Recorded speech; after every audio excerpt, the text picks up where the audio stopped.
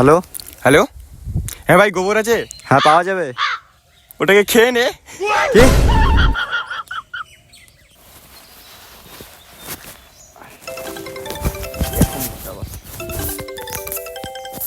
Hello হ্যাঁ ভাই, গোবর আছে?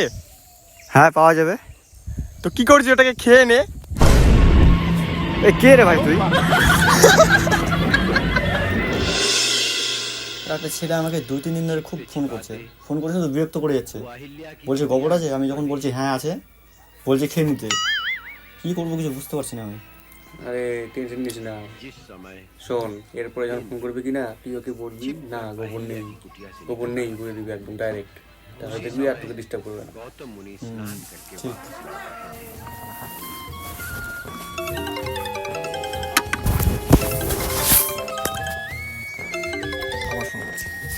হ্যালো হ্যাঁ ভাই, গোবর আছে? না পাওয়া যাবে না, শেষ হয়ে গেছে। মনে হয় ওটাকে তুই খেয়ে নিয়েছিস।